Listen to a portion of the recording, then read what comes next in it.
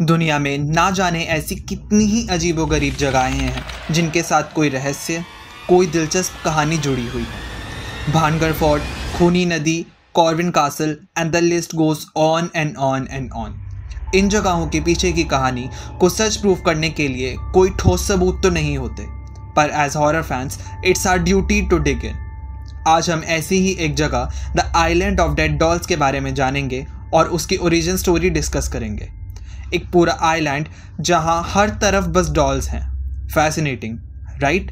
शुरू करने से पहले अगर आपने अभी तक द क्लैपरबॉट डायरीज को सब्सक्राइब नहीं किया है तो कर लीजिए। Let's get started.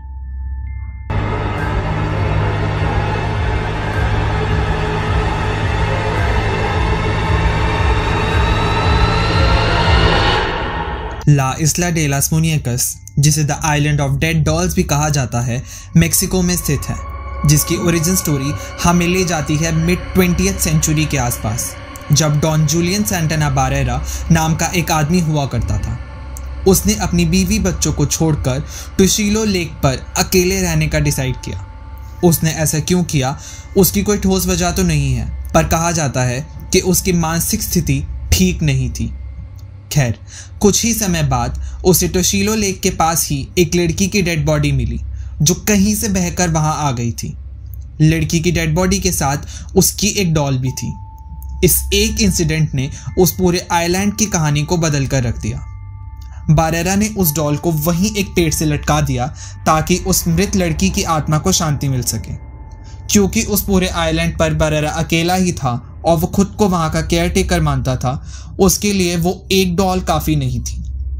अपनी ज़िंदगी के अगले तकरीबन 50 साल बारेरा ने उस आइलैंड पर ही गुजारे और इस पूरे समय वो उस आइलैंड और उस लेक में मिलने वाली चीज़ों से डॉल्स बना बनाकर उस आइलैंड के अनगिनत पेड़ों से लटकाता रहा। पर ये सारी डॉल्स एक जैसी नहीं होती थी। वो कुछ डॉल्स को तो सही हालत में लटकाया करता था, पर कुछ डॉल्स के सर, हाथ, पैर तोड़कर लटका दिया करता था। वो ऐसा क्यों करता था ये कोई नहीं जानता। अपनी पूरी लाइफ उसने उस लड़की को डिवोट कर दी और 2001 में बारेरा की मृत्यु टोशिलो लेक के ठीक उसी जगह पर हुई जहां उसे उस छोटी लड़की की डेड बॉडी मिली थी। अब इससे जुड़ी कई छोटी बड़ी बातें और भी हैं। बारेरा के खुद के परिवार वालों का मानना है कि असल में उसे किसी लड़की की डेड बॉडी मिली ही नहीं थी।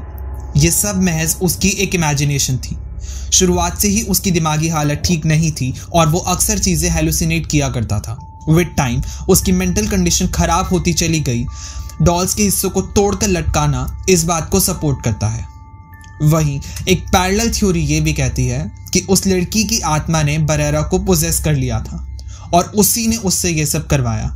कई लोगों का मानना ये भी है कि उस आइलैंड पर आने वाली वो इकलौती डेड बॉडी नहीं थी और उन सभी मृत लोगों ने बारेरा को पोजेस कर लिया था। उन लोगों की स्पिरिट्स आज भी उन डॉल्स में रहा करती हैं। कई लोगों को कहना है कि वो डॉल्स अक्सर अपने आईबॉल्स और अपने बॉडी पार्ट्स को मूव भी किया करती हैं। अब इनमें से क्या सच है और क्या झूठ, ये तो कोई नहीं जानता, पर पर्सनली मुझे ऐसा लगता है कि उस लड़की की डेड बॉडी ज़रूर रही होगी और बारेरा क्योंकि उस पूरे आइलैंड पर अकेला था और उसकी मेंटल स्टेट क्योंकि अनस्टेबल थी, वो उस इंसिडेंट से इतना ज़्यादा अफेक्ट हुआ कि ग्रीव करने का उसने ये तरीका ढूंढा। रही बात उन डॉल्स के पोजेस्ड होने की, तो एनाबेल, रॉबर्ट और चकी जैसी डॉल्स की स्टोरी जानने के बाद हमारे पास इसे झुटलाने की कोई वजह नहीं है, पर एट द एंड क्योंकि कोई प्रूफ नहीं है, ये महज बातें हैं। 2001 में बारेरा की मृत्यु के बाद टूरिस्ट वहाँ बारेरा को और उस लड़की को ट्रिब्यूट देने के लिए आने लगे। एज ए रिस्पेक्ट वो अपनी खुद की बनाई हुई डॉल्स भी वहाँ जाकर लटकाने लगे। आप भी ऐसा कर सकते हैं। तो इस वीडियो को यहीं पे रैप अप करते हैं। अगर आपको वीडियो पसंद आई हो तो like the video, share the video with your friends and subscribe to the Clapperbot Diaries for more such content.